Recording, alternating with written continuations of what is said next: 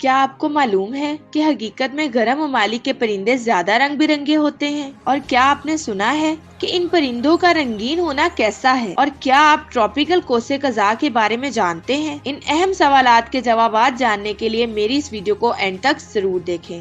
برسوں سے ایسا تسلیم کیا جاتا ہے کہ ٹراپیکل خطوں کے پرندے زیادہ رنگ برنگے ہوتے ہیں۔ ابھی تک ماہرین اس بظاہر فرضی دعوے کے ساتھ پوری طرح متفق دکھائی نہیں دیتے۔ ڈیرون اور وون ہیمبولڈ کا مشترکہ خیال فطرت پسند سائنسدانوں میں چارلس ڈیرون، الفریڈ رسل اور الیگزینڈر وون ہیمبولڈ بہت اہم ہیں۔ انہوں نے 19ویں صدی میں اپنا دور پار کا سفر مکمل کرنے کے بعد کہا تھا کہ گرم ملکوں کے پرندے ان کے وطنی پرندوں سے زیادہ شاندار ہیں۔ اس وقت سے ایک تصور چلا آ رہا ہے کہ مرطوب خطوں کے پرندے بمقابلہ دوسرے علاقوں کے زیادہ رنگ برنگے ہیں۔ تصور کے حق میں ابھی تک بہت زیادہ ثبوت جمع نہیں کیے جا سکے۔ ایک عالمی تحقیق کی ضرورت۔ گرم ملکوں کے پرندوں کے رنگ برنگے ہونے کے لیے عالمی سطح پر ایک وسیع ریسرچ کی ضرورت یقینی ہے، لیکن ایسا ابھی تک ممکن نہیں ہو سکا۔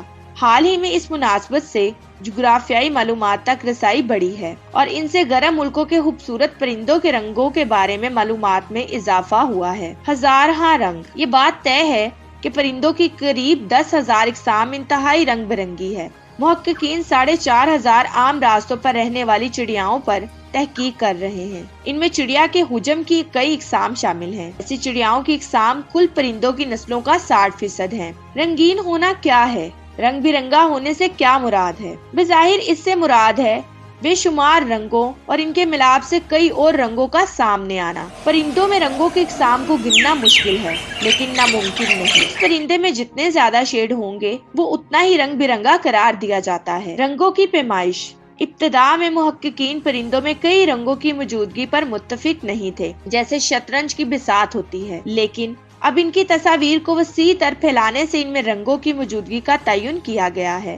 اس ریسرچ سے پرندوں میں موجود رنگوں کی وسعت کو ایک پیمانے سے ماپنا آسان ہو گیا ہے۔ ٹراپیکل کوسے قزح۔ جدید تحقیق سے ڈیرون اور وون ہیمبولڈ کے تصور کو کسی حد تک توثیق میسر ہو گئی ہے۔ اب محققین ایک نئی ریسرچ کے بعد یہ کہنے پر مجبور ہیں کہ ٹراپیکل علاقے میں پائی جانے والی چڑیا کی جسامت کے مختلف پرندے دوسرے علاقوں کے اسی طرح کے پرندوں سے 30% زیادہ رنگ برنگے ہیں۔ محققین کا یہ بھی کہنا ہے کہ اس کی بنیادی وجہ حیاتیاتی تنوع اور ماحولیاتی اثرات ہو سکتے ہیں۔ پرندوں کے علاوہ دوسری حیات کے رنگ الیگزینڈر وون ہیمبولڈ گرم علاقوں کے صرف پرندوں کے رنگ برنگے ہونے سے متاثر نہیں ہوئے تھے، بلکہ وہاں کی دوسری حیاتیاتی مخلوق یعنی ریڑھ کی ہڈی والے جانوروں، کیڑے مکوڑوں اور پودوں میں پائے جانے والے رنگوں سے بھی بہت متاثر ہوئے تھے۔ کیا چڑیاؤں پر کی جانے والی جدید تحقیق ٹراپیکل خطے کی دوسری مخلوق پر بھی منطبق کی جا سکتی ہے؟ اس سوال کا جواب ابھی باقی ہے۔ میں امید کرتی ہوں کہ میرے ناظرین کے لیے میری آج کی ویڈیو بہت ہی معلوماتی رہی ہوگی، اور اگر آپ چاہتے ہیں کہ ہم ایسے ہی آپ کے ساتھ اہم موضوع شیئر کرتے رہیں تو ہمارے چینل کو لائک، شیئر اور سبسکرائب کرنا مت بھولیں، اور ساتھ ہی ساتھ بیل آئیکن بٹن کو ضرور پریس کریں تاکہ ہر نئی ویڈیو کا نوٹیفیکیشن آپ کو آپ کی اسکرین پر ملے۔ شکریہ۔ اللہ